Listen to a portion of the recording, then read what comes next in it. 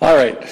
Good evening, everyone. And first of all, I'd like to recognize we're on the traditional territory of the Clayton-Tenay.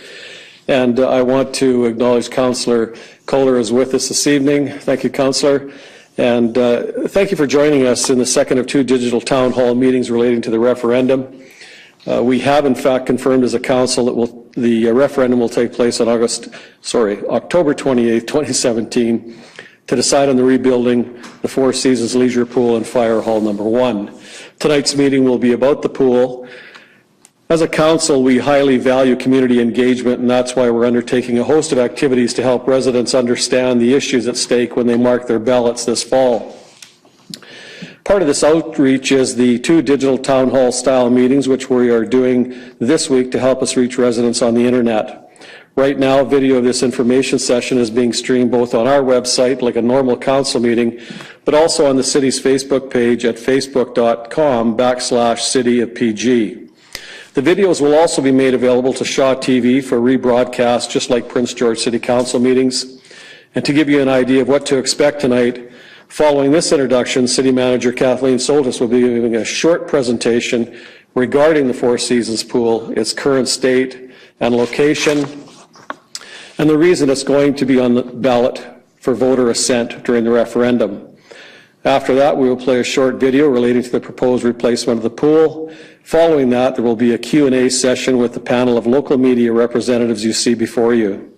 They have been seated in alphabetical order according to the names of their respective outlets. Elaine Meisner, 250 News, Ellen Wishart of CFIS Radio, Cheryl Jan of CKPG News, Barbara Giernart of the Prince George Citizen, Bill Phillips of the Prince George Daily News. I want to thank all of you for coming and agreeing to the format of tonight's meeting. As an objective third party, we are relying on the media to bring forth questions that they are hearing from their audiences, which include online, print, radio, and television.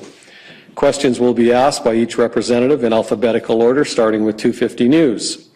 We'll remind you that if you have a follow-up question, to please wait until your next turn to ask it to keep things fair for all participants. The city has assembled a number of subject matter experts to allow us to answer your questions as best as possible. The media Q&A will continue until shortly after 7, at which point we will allow some time for questions from the gallery. For those of you who are here to listen in the gallery this evening and who would like to ask a question during the event, please just raise your hand and Mike Kellett will bring a cue card and pencil to you if he hasn't already done that.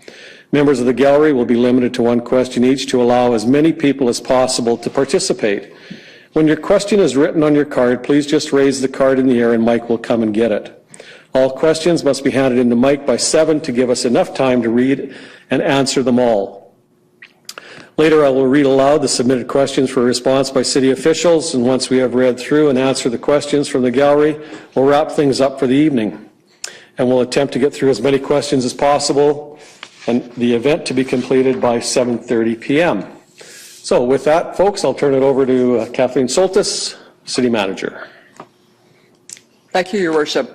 Welcome, everybody, to our second digital town hall. And the subject of this, as His Worship said, is on the Four Seasons Leisure Pool. Before I begin my presentation, I'd like to introduce the staff who are joining us in the gallery. We have Rob Vanadricum, who's our Director of External Relations, Mike Kellett, who's our Senior Communications Advisor, and we have Jim Worthington, our Aquatics Manager.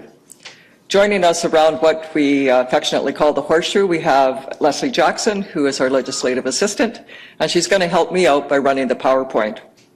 We then have our expert panel, and beside Leslie, although there's quite a distance between them, is Doug Wernell.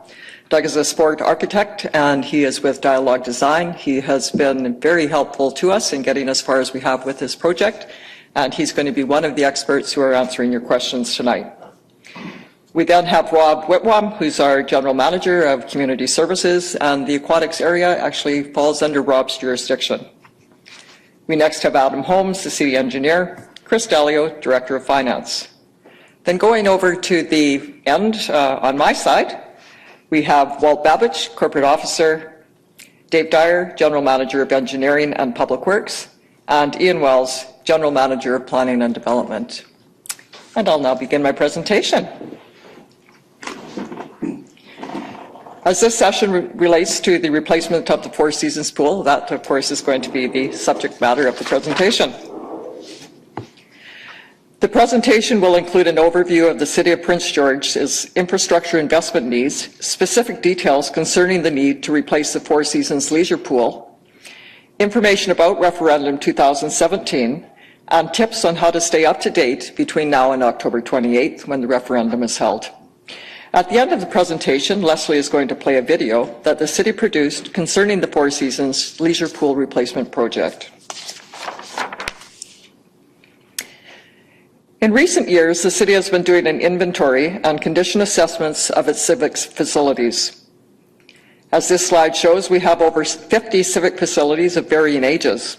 This timeline shows that we have facilities that were built from about 1940 until after 2010. A number of the 50 facilities are nearing the end of their useful service lives.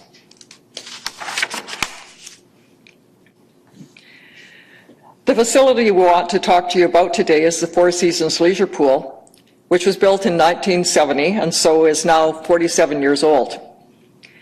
The Four Seasons Leisure Pool is a concern in terms of its physical location and its accessibility. On this slide, you can see the steps going from the parking lot into the pool. They're very long and very steep and pose difficulties for individuals with mobility challenges and parents with children, especially if they're in strollers. Council has approved that an elector assent be sought for the $35 million debenture debt required to construct the new pool. The elector assent will be sought through a referendum which will be held on October 28, 2017. Administration will also seek grant funding that will be available for recreation facilities construction. Dialogue Consulting was retained to review and provide recommendations on how to provide aquatic services in Prince George over the next 5 to 15 years. The Aquatic Centre and Four Seasons Leisure Pool were reviewed to determine whether they would be capable of providing required aquatic services and amenities. Extensive consultation of user groups and individuals took place during the review. As part of the review, the Four Seasons Leisure Pool received a facility evaluation. Built in 1970 at almost 50 years of age, the pool has reached its full service life expectancy. While still structurally sound, it has numerous deficiencies, including poor accessibility, inadequate change rooms, slippery deck tiles, and a lack of modern amenities. There is an inevitable high cost of keeping the pool open indefinitely. The Four Seasons Leisure Pool has distinct amenities and roles that are not replicated at the Aquatic Centre. It received more than 120,000 visits in 2016 and provides nearly 80% of the swimming lessons delivered in Prince George. The pool provides services to the residents of the East Bowl, and 60% of its users are children aged 12 and under. Based on a high-level qualitative assessment of the Four Seasons Leisure Pool facility risk, according to the city's facilities risk framework, it was determined that the Four Seasons Leisure Pool falls within the high-risk zone as presented in this slide. That means that there's a high probability that the components that make up the facility will fail, and that the consequences of failure in terms of the impact to the community from a social and economic standpoint will also be high. The Four Seasons Leisure Pool has a long list of constraints, as you can see from this slide. It has poor accessibility conditions for people with mobility issues, inadequate change rooms, especially for families and people with mobility issues, unsafe deck tiles that create a highly slippery deck condition for staff and for users, poor public access, and poor administrative space, both in size and organization within the building.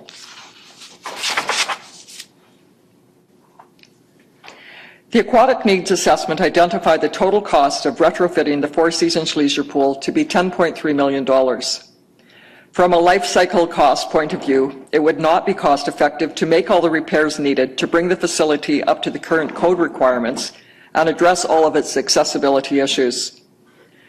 The situation is unsustainable. As the facility continues to age, repair and maintenance costs will increase, and the facility will rate poorly in relation to the public's expectations.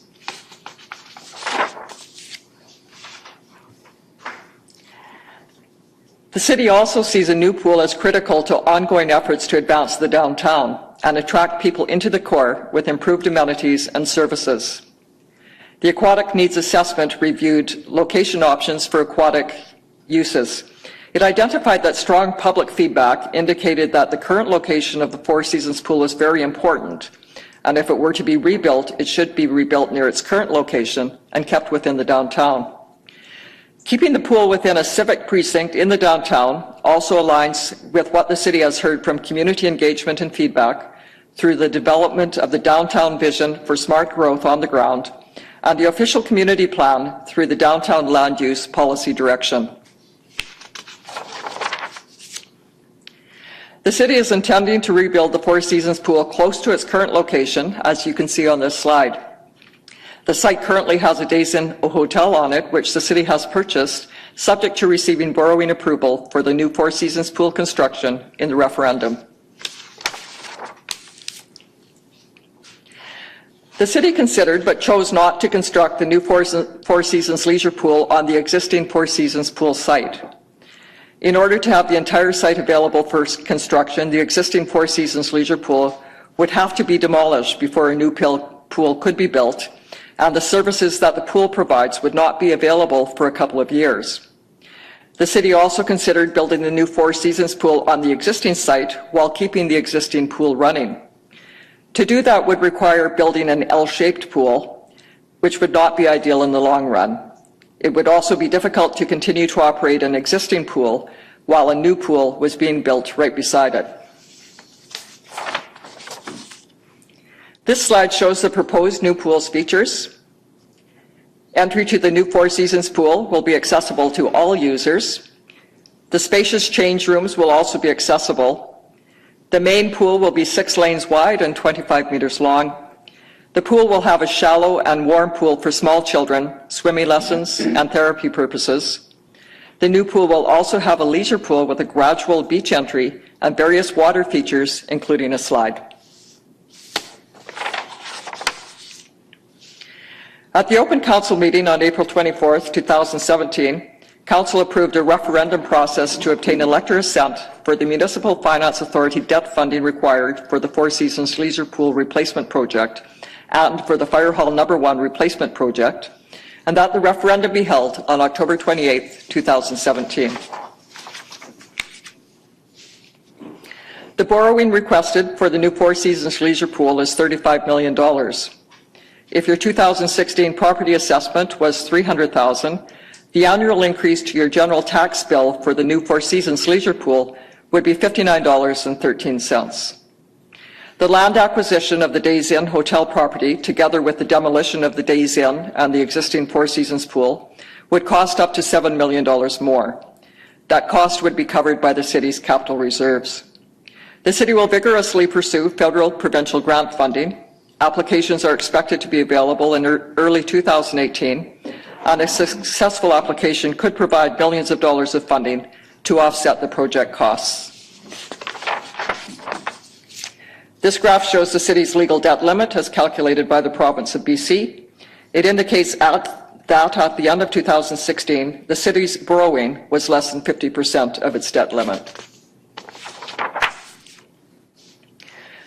A referendum is a voting process that is governed by the Local Government Act and is similar in many ways to the process for conducting a local general election. The ballot for a referendum must be in the form of a question put to the electors that is phrased in a manner such that it can be answered by marking either yes or no. A loan authorization bylaw is deemed to have received the assent of the electors if a majority of votes counted are in favor of the question. That is, a majority of the voters answer yes. Referendum costs include the cost of general election staffing, advertising, and communications, and are budgeted to be $100,000. The October 28th referendum has 2 questions, one concerning the borrowing for the Four Seasons pool, and the other concerning the borrowing for Fire Hall No. 1.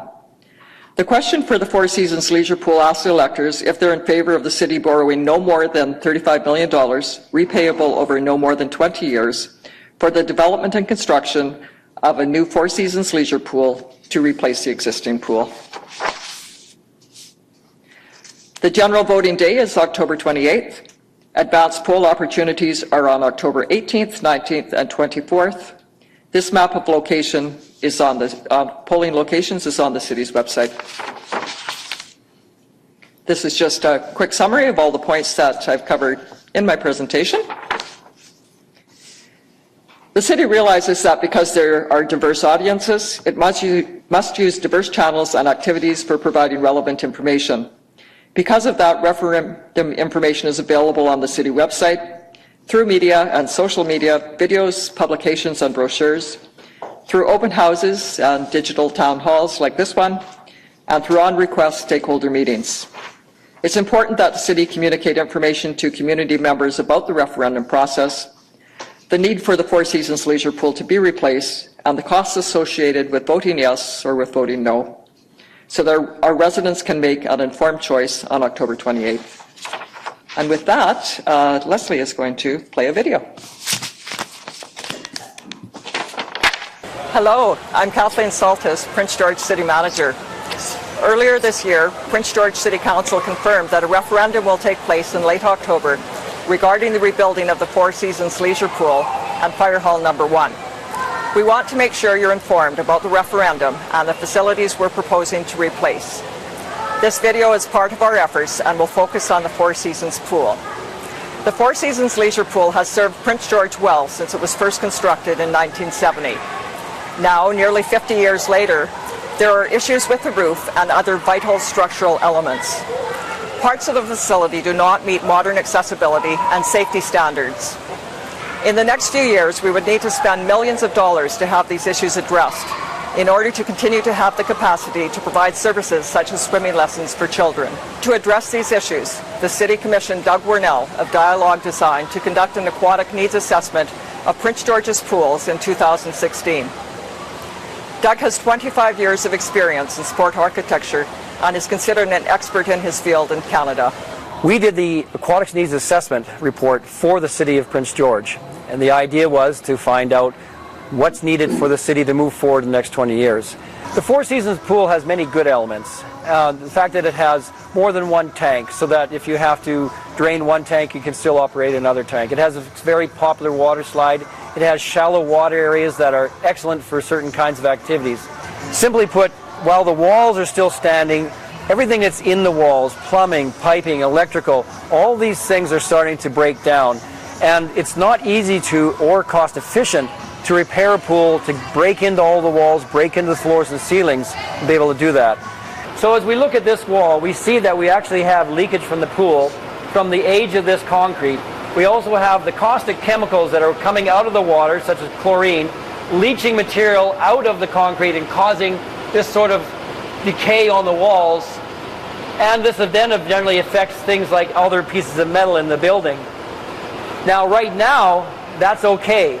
This is not structurally going to fail, but what it's leading to is an eventual failure. This shows you why this pool just cannot continue on as is forever. One of the issues with the Four Seasons pool is it does not have good accessibility. In fact, it has poor accessibility. Accessibility from the outside of the pool for Four Seasons, it's really not a very welcoming outside, especially in the wintertime. Here you can't get into the front desk right away. You have to go through the pool with dirty boots and dirty wheelchairs. So the outside of the Four Seasons hasn't been very accessible as well. We're not just talking about people who are confined to wheelchairs. We're talking with people with all kinds of mobility issues. And we want to be able to make it sure that they're accessible, because how many of those people now are shying away from using this facility and hence a good fitness program simply because they acknowledge they can't get there and use it properly? Though it has structural and accessibility challenges, the Four Seasons pool also has features that distinguish it from the Aquatic Centre. In fact, the Four Seasons provides 80% of the swimming lessons in Prince George. We do a lot of parent and taught classes here and a lot of preschool classes. We do the whole Red Cross swim program, and we also do a whole bunch of fitness classes We do all of our training programs here, so our lifeguarding programs, everything is at this pool. The aquatic center is very difficult to teach at because it's a very big facility and it's very spread out. This one is very nice because it's compact. We are very busy here. It's not really a recreational swim pool like the aquatic center is. It's very much a teaching facility. Thank you for taking the time to learn about the current state of the Four Seasons Leisure Pool and why the City of Prince George is moving forward with a referendum to replace the facility. For further information about Referendum 2017, please visit www.princegeorge.ca/referendum. Thank you very much, Ms. I'm Kathleen Soltis. Soltis, Prince George City Manager. Thanks again. So we'll start with the questions from the panel this evening. Elaine, 250 News. There was a time when there was discussion about the city being in partnership with the YMCA and that they would actually cover the operational costs or whatever that may have gone back to the core review of a few years ago. Has there been no discussion with the YMCA about some kind of a joint venture that would ease the pressure on the city? Ms. Soltis? There has been a discussion with the YMCA. We don't believe that it would ease the pressures on the city. What the Y has in mind, their facility is aging as well, and so they would be looking at replacing it. So they would be looking at a combined pool gymnasium facility in the downtown.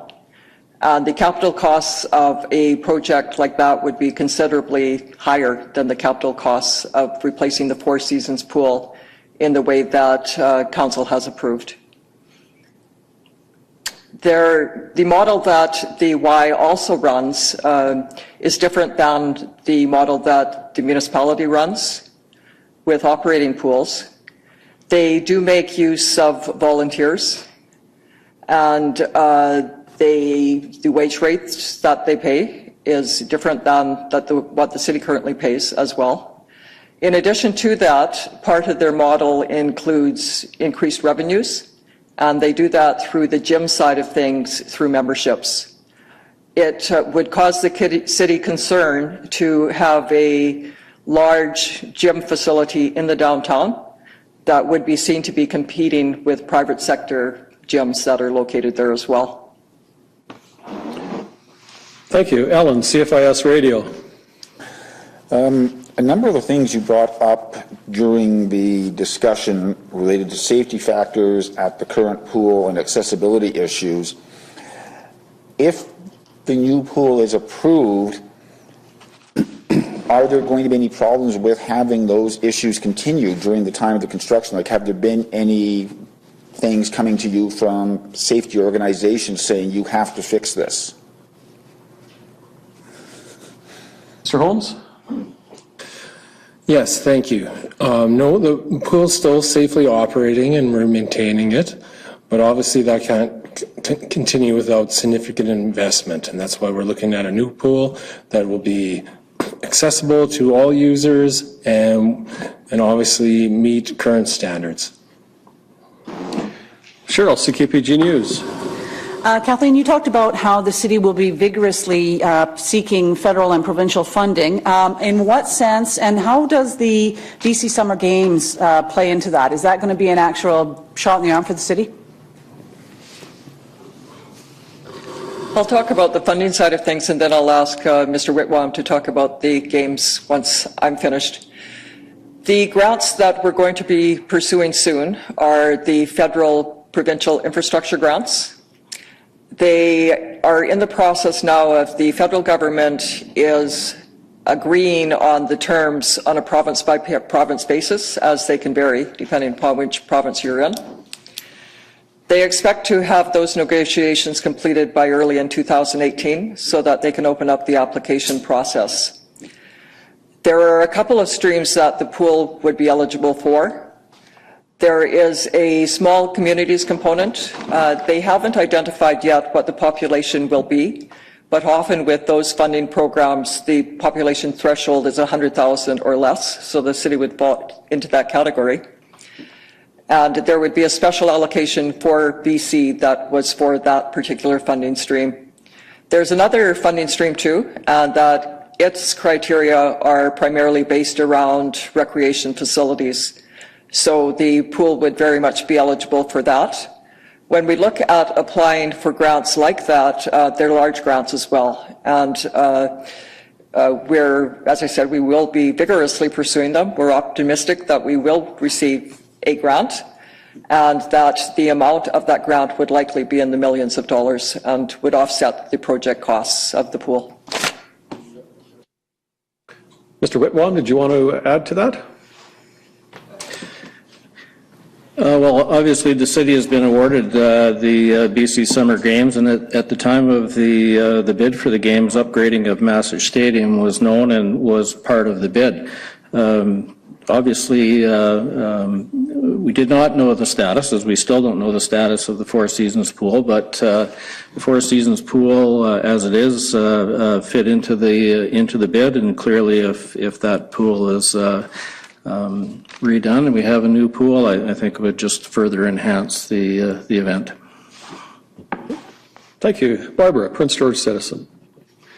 Regarding the proposed location at the Days Inn, how much was it to purchase, and what will it cost to demolish, or what will it cost to purchase and demolish, and is that included in the overall cost, 35? Thank you. Mr. Wells.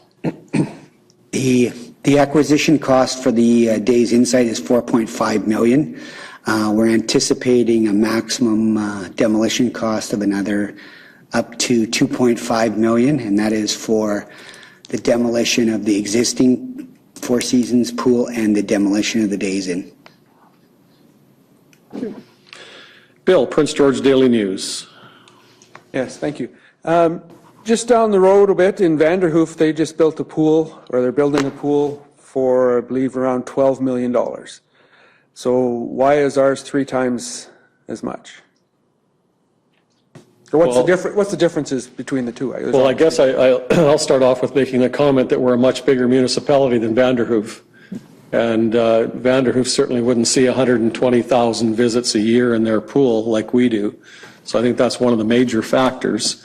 And we're looking at replacing a facility, the Four Seasons pool, with a pool of like size, where Vanderhoof doesn't need that capacity.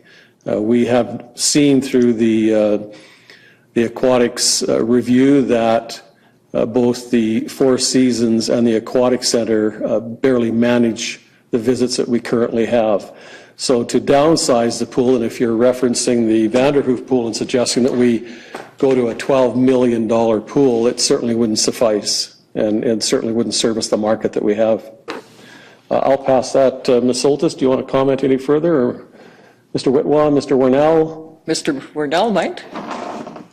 Yeah, I echo the mayor's comments. It's simply a matter of size and the number of people. So the Vanderhoof size of the pool comparison is less than half.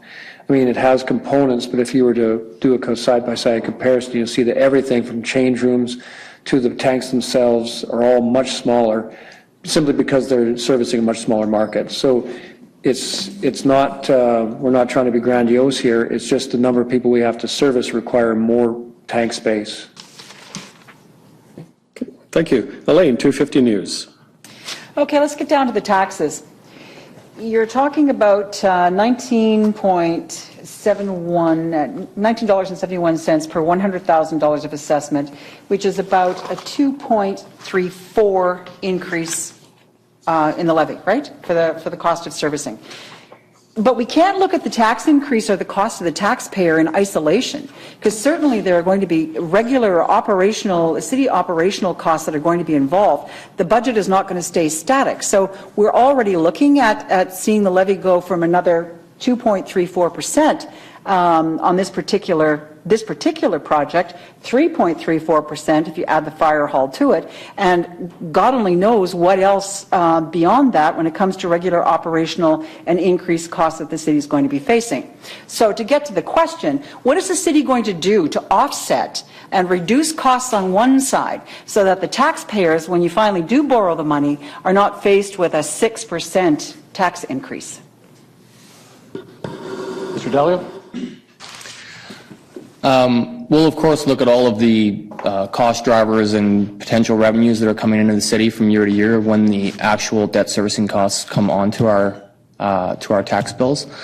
But that is really part of the question of the referendum. We were asking the public, is it okay to take on these costs?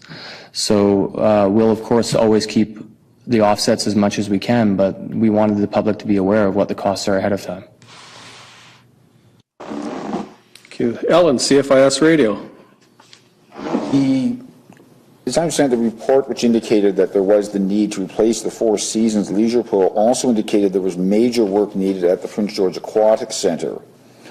Is anything being done on that, or is that something that's going to be coming up in the next year or two? Because I believe the figure there was about $29 million, if I'm not mistaken, somewhere in that range. Mr. Holmes?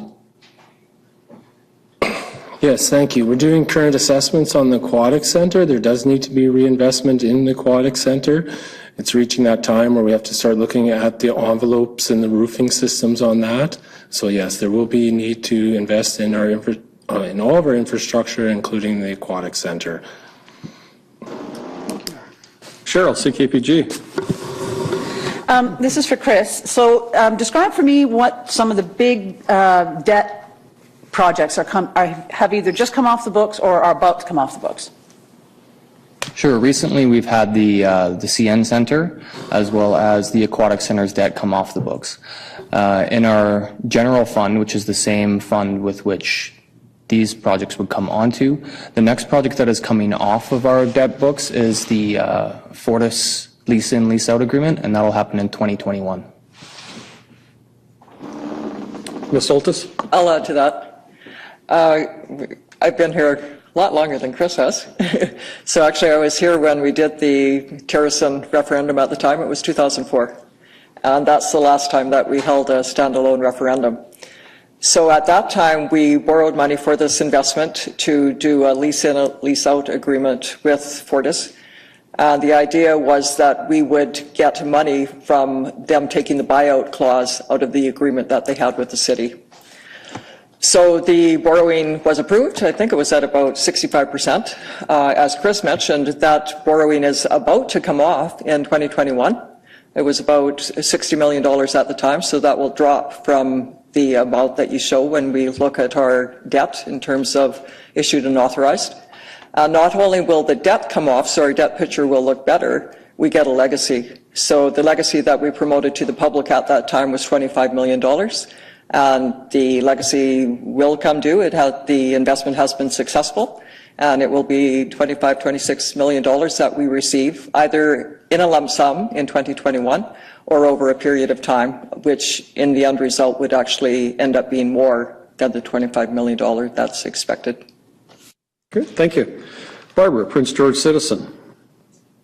In terms of the overall design of the new pool, how is it determined what types of features will be included in terms of meeting the community's wants and needs? How is that? Thank you. Mr. Warnell. So when we did the facilities assessment report, we looked at what you have now, how those programs are operating, and what you'll need over a period, from 5, 10, 15 to 20 years. What we saw that over 20 years, there's not enough, for lack of a better word, water in the current facilities. So when we started planning this, it was sort of what is the immediate needs and what can be held off over time, long term. And so when we looked at the Four Seasons, much of what the Four Seasons had was absolutely necessary, but not quite there. There was many programs, including Learn to Swim, were being limited simply because of not enough space. And so what we looked at is how can we organize the pool so it has at least what it has now, plus enough extra amenities to enable it to meet the demands that aren't being met over the next 10 years. One of the things was to have an independent teach pool, which can be used for a variety of things. It can be used for seniors fitness, teach pool rehabilitation, which was independent of the lap pool, and also an extended leisure pool, which could take more people than the current one does, but also it has, because it has beach entry, it could also be used in sort of introducing tots to water and other programs that aren't currently used right now. So really the needs assessment report guided us on what the Four Seasons needed to be, and down the road, as the previous question is, what sort of things have to happen to the aquatic center in order to meet the future demands as the population grows. Thank you. Bill, Prince George Daily News. Yeah, just kind of following up on that. So will that involve more staff? Should this pass, will there be more staff or immediately or down the road? No, it shouldn't involve more staff in the sense that the way lifeguarding works is it's about viewing certain areas, and so what it is simply there's just not enough time in the pools to allow for all these programs to go, so the staff just simply, you run out of time. As demand increases, and therefore revenues, more staff will be brought on as necessary, but we're not talking doubling staff or anything. This might be one extra lifeguard here or there over time, but it's all based on demand, and as more programs come in, then more revenues will come in to match that. Okay. Elaine, 250 News. Can you just explain to me the footprint of the proposed pool? Would it take up that whole block, like the full block with looking for parking elsewhere, or could it not be moved over to 6th Avenue where the city already owns half a block? Mr. Wells. Your Worship, it would take up about 2/3 of the Days In site. It wouldn't fit on the existing 6th Avenue site. We have water, sewer, and storm in 6th Avenue that we'd have to close 6th Avenue and relocate those services at a tremendous cost. So it wouldn't sit on that 6th Avenue site. It's one of these sites we considered. Ellen, CFIS Radio. I just want to clarify something that came up earlier. We heard $4.5 million, I believe it was, to purchase the Days Inn, $2.5 million for the destruction of the Days Inn and the current Four Seasons. Is that money included in the $35 million, or is the $35 million strictly for the new pool if it's approved? Ms. Soltis. The 35 is strictly for the new pool. Cheryl, CKPG. I want to go back to the Fortis thing. So back in when we look ahead to 2021, the 25 million or a portion of that, can we use that to pay down some of that debt that we're probably going to incur? Mr. Delio? When we actually take on the debt, we're locked in for 10 years before we're allowed to pay down that debt with any principal payments. But yes, once that 10-year window has expired, then yes, we will be able to make principal debts faster than is required.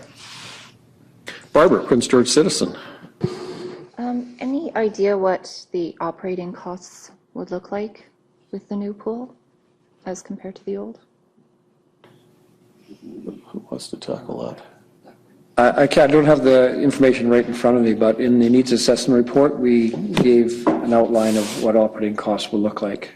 They aren't going to be out of line with what the current operating costs are.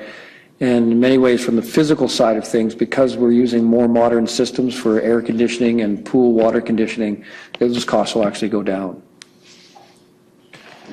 Bill, Prince George Daily News. Yeah, we just talked about the 6th Avenue site. Were there other possible locations that maybe fit the needs downtown? Mr. Wells. We looked at about 4 other sites, 2 private-owned sites, blocks, I should say, not sites, but those blocks were in far excess of 4.5 million. The demolition costs would have been far greater. They were owned by multiple individuals. We'd have to cancel leases, relocate tenants, so those weren't considered. They weren't in the ideal location. And as Ms. Soltis indicated, the other site we considered was the current Four Seasons pool, looking at an L-shaped design. Thank you. Elaine, 250 News. Let's just go back to that 6th Avenue thing again. With the cost to relocate all those services that you mentioned, Ian, did you have a ballpark figure on what it would cost to relocate those services? Would it be more than the $7 million that we're talking about for demolition and purchase of the other?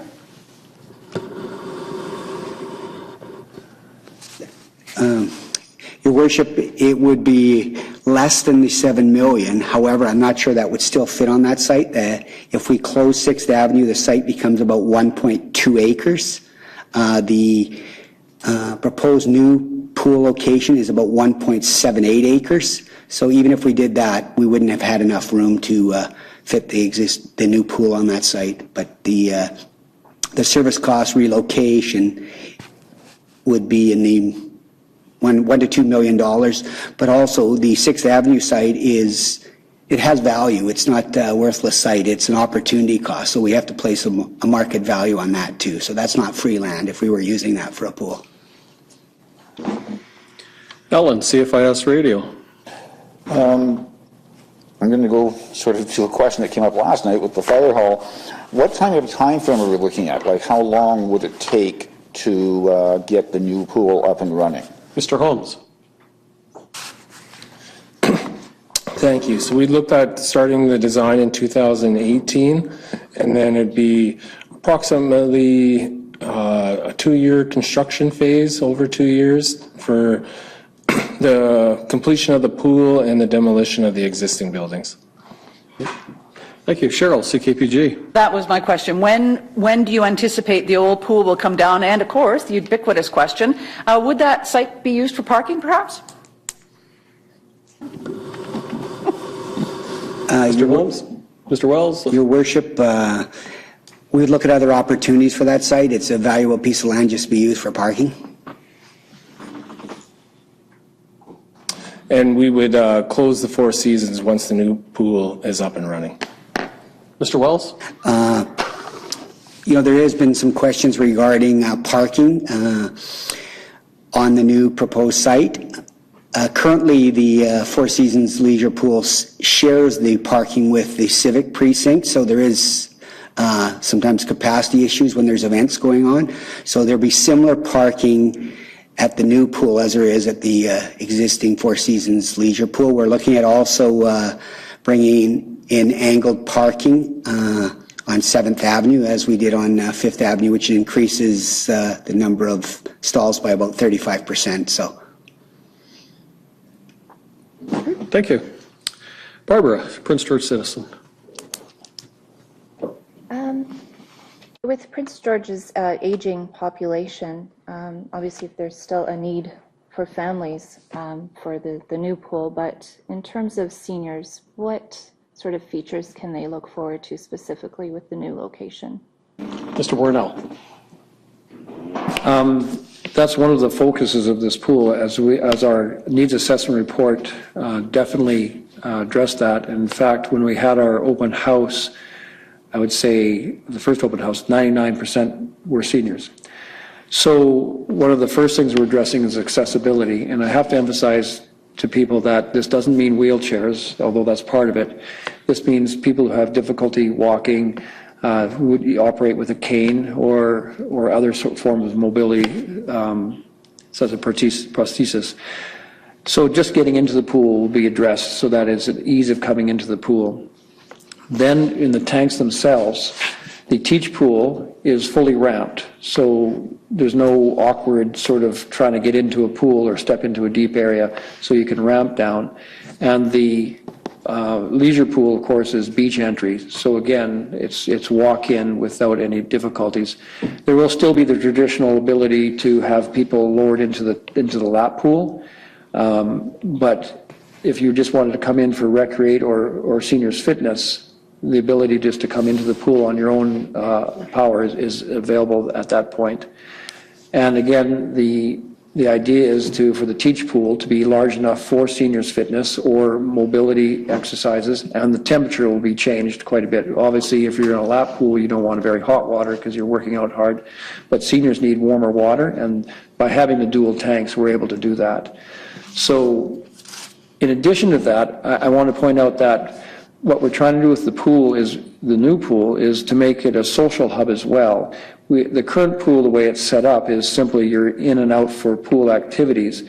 But we would like to make this, since it's in the Civic precinct, to sort of make it let's say a living room for the community, so that when you come in, you should be able to, in the main lobby area, won't be condensed just so you can get to a front desk, but there'll be comfortable places to sit and talk. So before and after, as you know, if you know friends who are seniors, the socializing part is as important as the exercise part.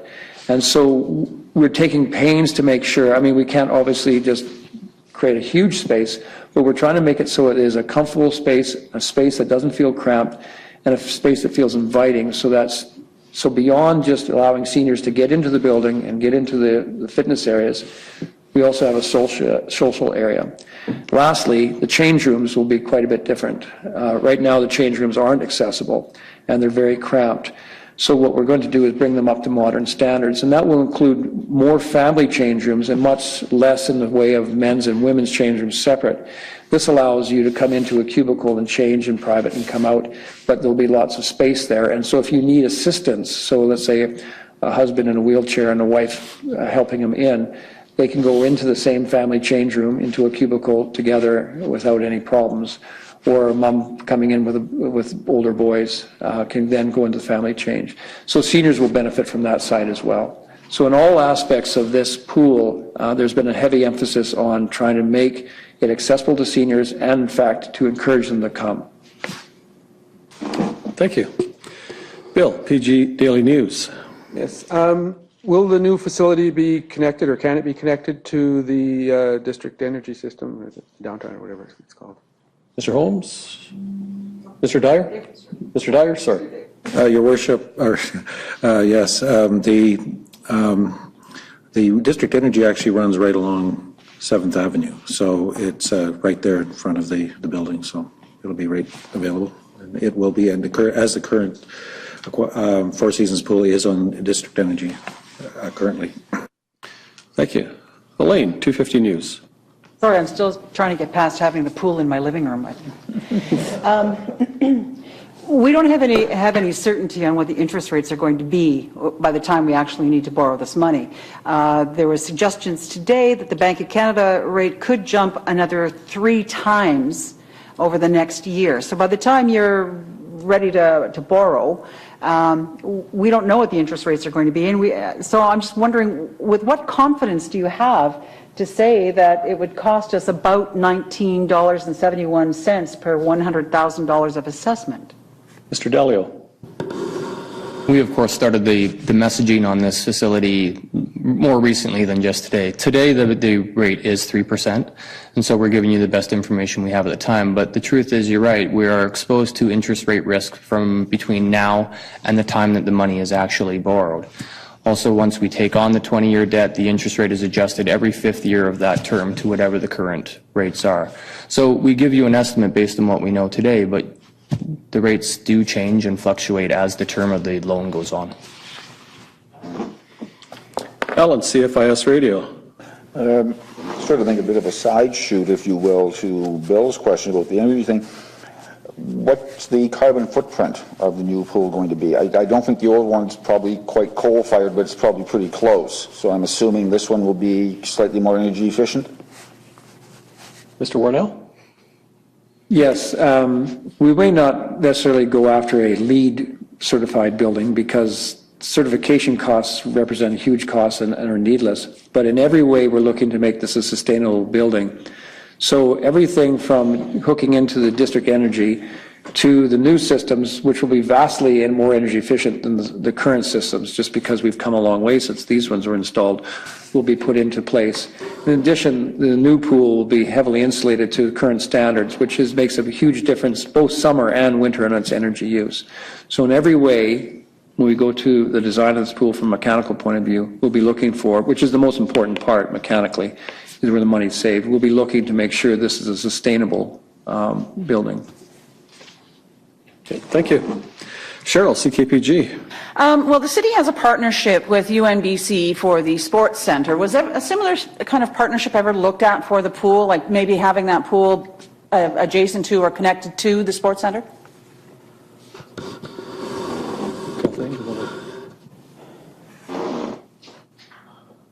Not that I'm aware of. I think can't recall that a pool was ever anticipated to be part of that. It was more so gymnasium and field house. Barbara, Prince George Citizen. I have no further questions, thank you. Okay, thank you. Bill, Prince George Daily News. Thanks. I assume there's been some sort of agreement already with the owners of the Days Inn. Otherwise, you wouldn't be looking at that property. So how quickly after the referendum would the purchase of that property happen if the referendum is successful? Would that happen right away, or would you wait till they start borrowing? Wells. Your Worship, if the referendum is successful, it would happen in early December. Thank you. Elaine, 250 News. Okay, well, if I ask that question, I don't have a follow-up. I got to word it carefully. When the pool design is put forth, will the public have an opportunity, provided that this is approved in the referendum, will the public have an opportunity to say, yay or nay, we don't need that, can we save some money there? Something like what we did with the RCMP building, where we got rid of some features in order to save massive amounts of money. Mr. Holmes, Mr. Warnell.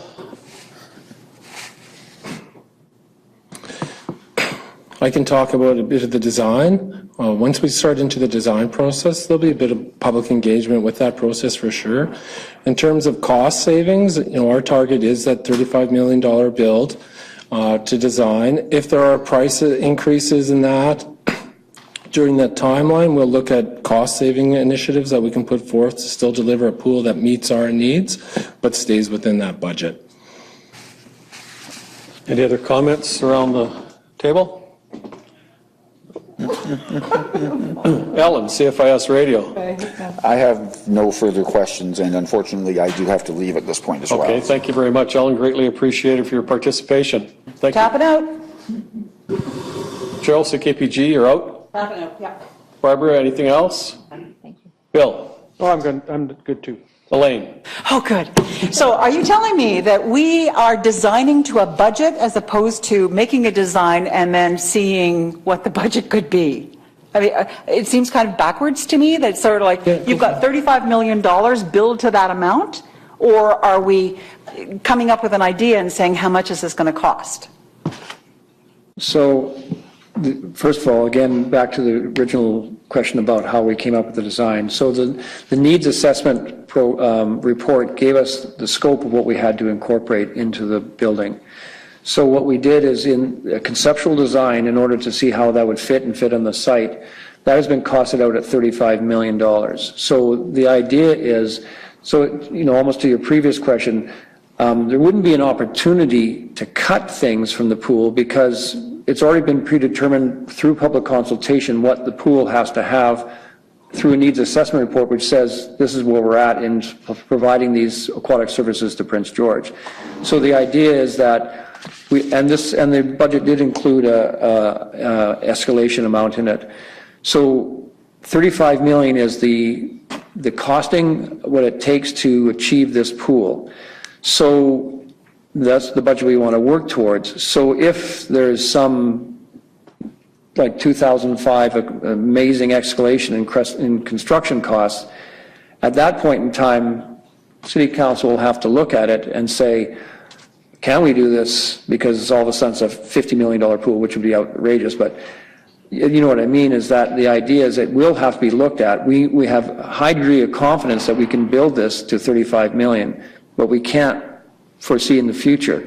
So what we were looking at is there were sections where when we set out a building for tender to get the price, we can always ask for deletes. In other words, are there something that we could change that could be added on at a later date should this current cost be too much? And so that could be in the tender. They would give us an amount, and it's $36 million, and we have a delete item that's $1.5 million.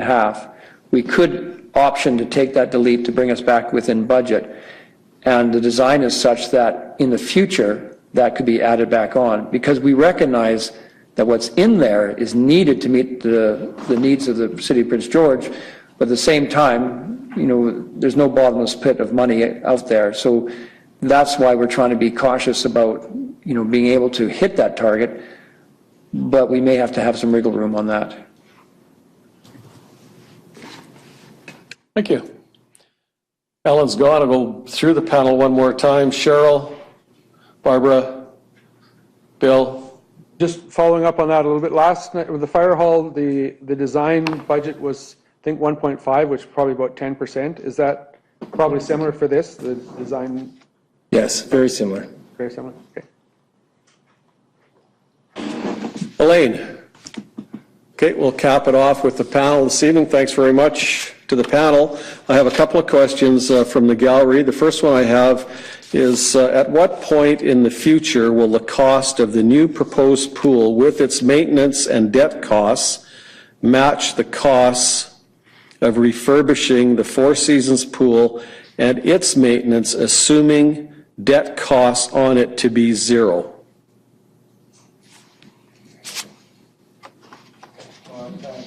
I can make one comment on that question, is that there's an assumption in that question that once you spend the 10 million, you're done, but that's not the case. That's just the identified needs immediately to keep that pool going.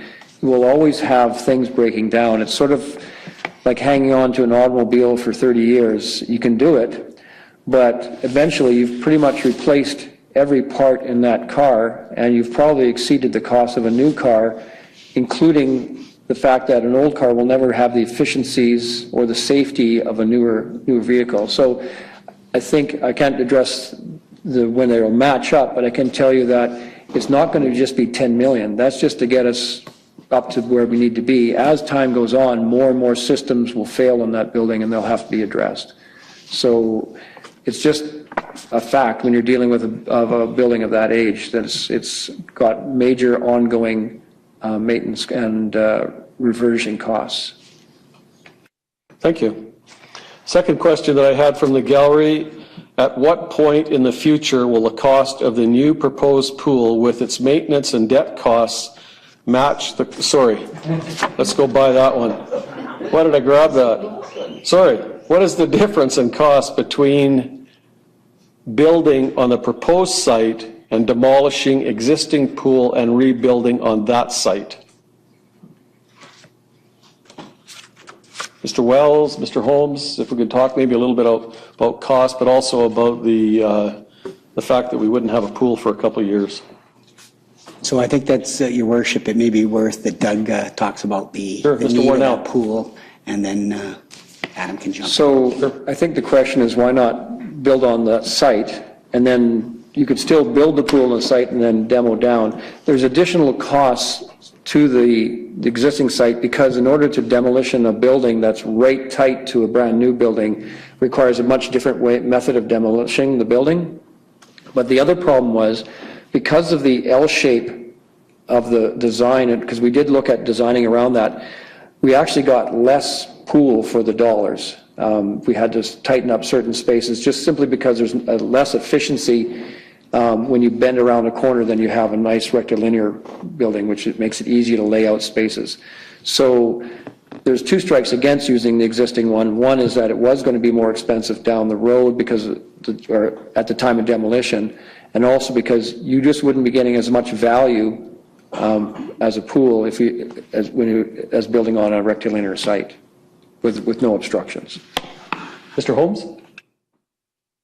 Yes, and again, the big thing with that is even if we could construct the L shape, there'd be time where, you know, parking disruptions to the other facilities in that area.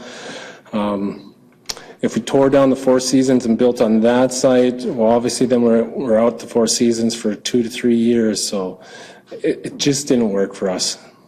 Shoring issues with trying to build right next to an existing facility. We'd have to put in some provisions on, you know, just even exiting the building during emergencies, because we'd be blocking exits while during construction. So it's a very difficult site to construct on. Thank you. Ms. Soltis. Oh, Mr. Wells. Your Worship, the other point would be is that this land has value too, right? It's not free land. We keep looking at this and saying that this land's already there, but there's an opportunity cost. We were looking at repurposing it in the future, and if we did an L-shaped design, it would impact the future marketability of that site too. Thank you.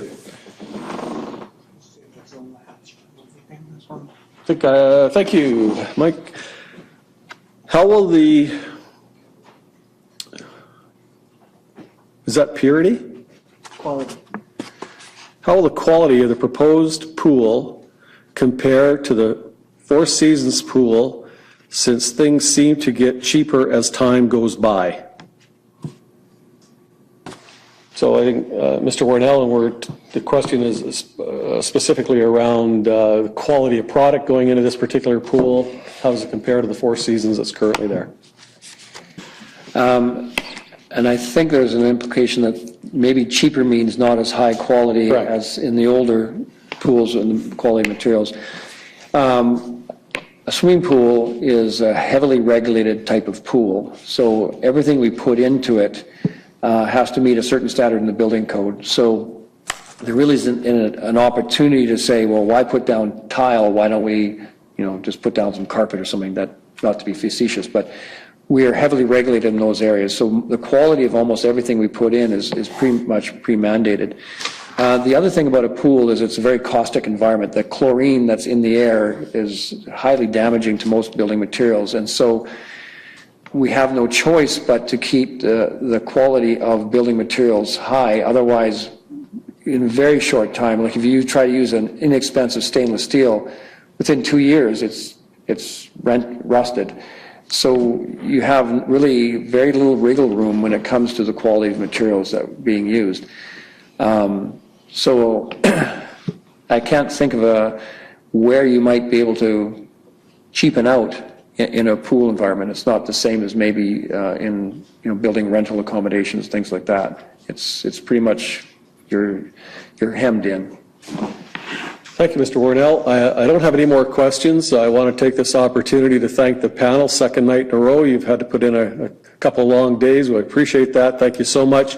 Thank you to the folks at the gallery this evening and those that came in through the streaming of this particular meeting tonight. So thank you, everyone. Enjoy the rest of your evening.